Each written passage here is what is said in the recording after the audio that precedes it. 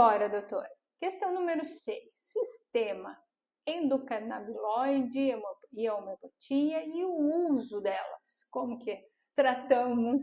E é algo tão querido por nós aqui da Inloco.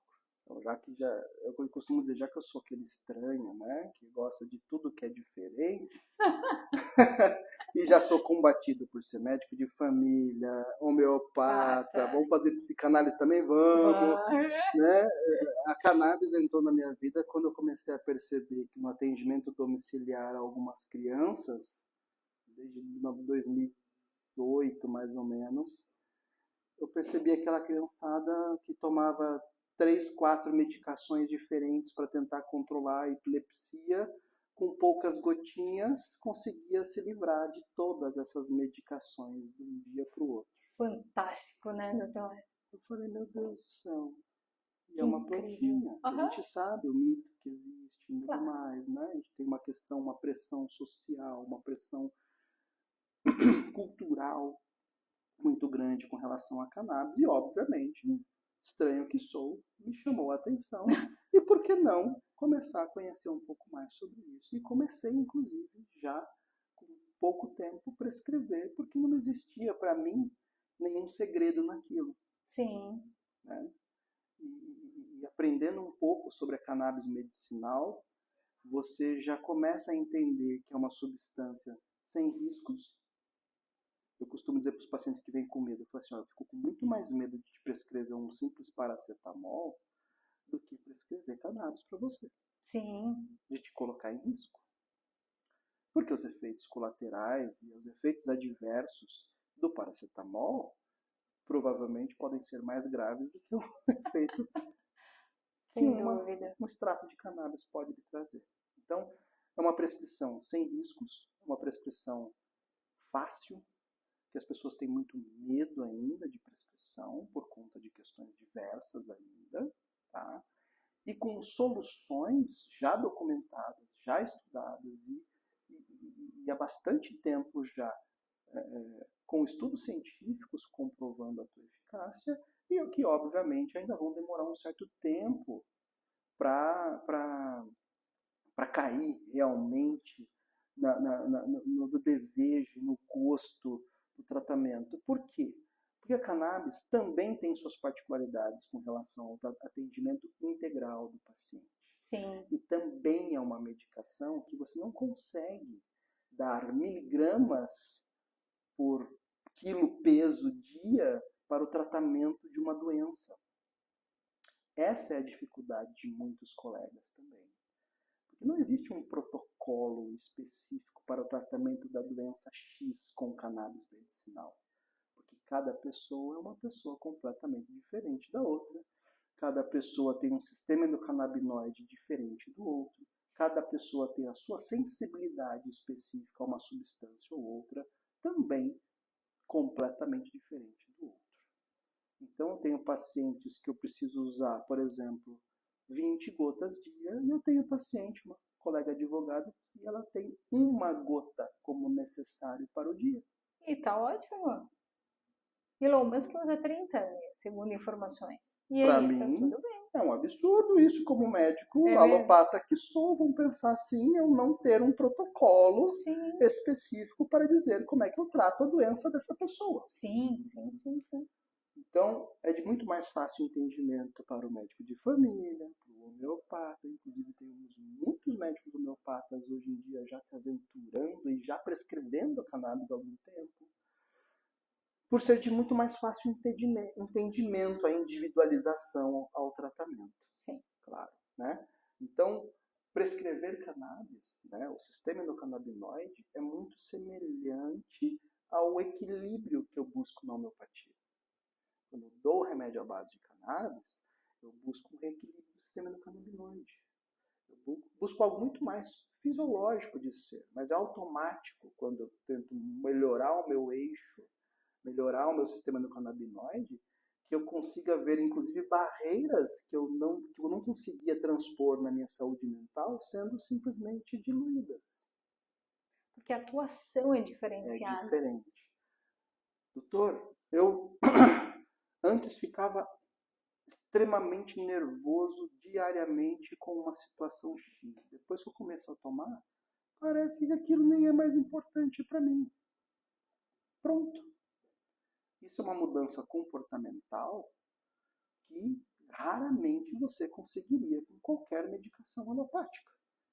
Sim. Que você diminuir o estresse, inibir a recaptação de serotonina e diminuir o estresse é diferente de eu interpretar aquela situação de uma maneira mais tranquila. Que aí eu sou comportamental. Que você, às vezes, com diversas sessões de análise, não conseguiu fazer ainda. Ou terapia cognitivo-comportamental dentro da psicologia, por exemplo. Então, o uso de cannabis medicinal, hoje em dia, vem acontecendo muito mais na minha prescrição. Porque eu observo a sinergia, inclusive, que existe e na potencialização dos tratamentos. É muito comum, às vezes, um tratamento que eu estava tentando só com homeopatia conseguir um resultado X. E quando associado ao efeito da cannabis medicinal, eu consegui efeito 3x.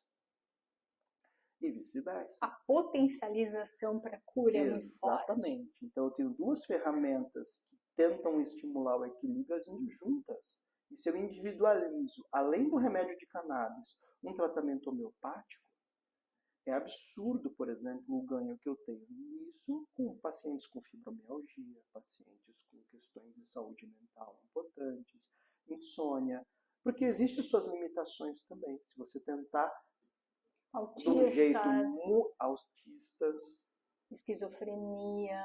Exato. Mas o autismo, eu acho que assim está ganhando uma repercussão muito grande no uso da cannabis, né, doutor? Tem o caso aqui na região metropolitana de Curitiba de um adolescente, 17 anos, maior que a mãe, e estava se vendo na triste situação de ter que prender o filho em casa, porque ele batia nela, batia no avô, batia em quem fosse na rua.